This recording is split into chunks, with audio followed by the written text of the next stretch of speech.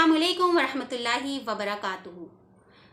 अर्श के ख़जानों में से एक ख़जाना छुपा हुआ जो अल्लाह सुब्हानहू ताला ने अपने बंदों के लिए दिया है, वो है ये कलमा, जिसको पढ़ने से अल्लाह सुब्हानहू ताला हमारी सारी मुसीबतें दूर कर देते हैं।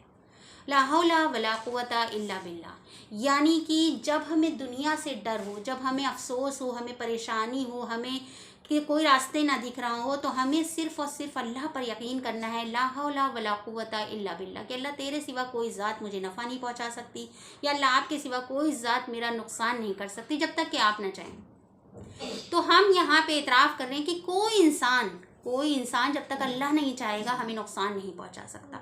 तो अल्टीमेट गोल हमारा है कि हम अल्लाह को राज़ी कर लें, क्योंकि हम अल्लाह ही से दुआ कर रहे हैं कि अल्लाह ताला मेरी कमज़ोरी थी, मुझसे गुनाह हो गया, मैंने गलती कर दी, मगर या अल्लाह तू चाहेगा तो मुझे इज़्ज़त मिलेगी, और तू चाहेगा तो मैं सबके सामने रुस्वा और ज़लील हो जाऊँगा। बाकी किसी शय के अंदर कोई ताकत नहीं है। ये कलमा ऐसा है जो हमारे ईमान को पक्का करता है। जब तक कि हमारे अंदर ये तीसरा कलमा नहीं आएगा, तो हम पहले कलमे यानी कि जो हमारा पहला कलमा तैयबा है, ला इलाहा इल्लल्लाह, उस पर पे साबित कदम हो ही नहीं सकते। क्योंकि ला हौला वला कुव्वता ये हमें तीन चीज़ें सिखाता है। सबसे पहले तो हमें अल्लाह से ही डर होता है कि करने वाली ज़ात सिर्फ़ और सिर्फ अल्लाह, यानी कि लोगों का जो डर और खौफ कि ये हमें नुकसान पहुंचा देगा, इसकी पसंद का अमल नहीं करेंगे तो हमारी ज़िंदगी बर्बाद हो जाएगी, ये इंसान हमारे साथ बुरा कर सकता है, इससे डर के रहना चाहिए, इसका दिल नहीं दुखाना चाहिए, इसकी खुशामद करनी चाहिए। नहीं, हमें सिर्फ़ और सिर्फ खुशामद करनी है, हमें सिर्फ़ और सिर्फ डरना है, हमें सिर्फ़ और सिर्फ दुआ करनी है, हमें सिर्फ़ और सिर्फ अल्लाह ही से सब कुछ करना है, क्योंकि अल्लाह के अलावा कोई भी ज़ात ऐसी नहीं है जो हमें नफ़ा और नुकसान पहुंचा सकती है।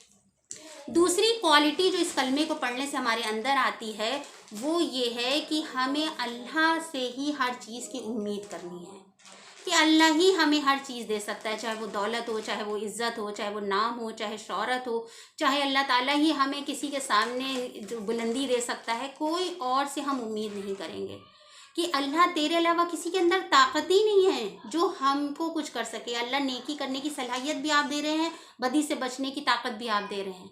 कहते हैं इस कलमे को पढ़ने से हम बुराइयों से रुक जाते हैं, हमें नेकियों की हिदायत मिलती है। यानी कि अगर नमाज का वक्त हो रहा है और हमारे अंदर का शैतान या हमारे अंदर का नफ्स हमें नमाज नहीं पढ़ने देता है, तो अगर हम ला हौला वला कुव्वता इल्ला बिल्लाह पढ़ना स्टार्ट कर देते हैं, तो इंशाल्लाह खुद ब खुद हमारे कदम नमाज की तरफ उठ जाएंगे। क्योंकि अज़ान के जवाब में भी यही आता है कि हमें जब हय्या अलल सलाह हय्या अलल फलाह पढ़ना है तो ला हौल पढ़ना है, कि अल्लाह तू चाहेगा तो मुझे नमाज की हिदायत दे देंगे, और अगर अल्लाह ताला आप नहीं चाहेंगे तो कोई भी मुझे नमाज की तरफ नहीं ले जा सकता, खुद मेरा नफ्स भी मेरे ताबे नहीं है।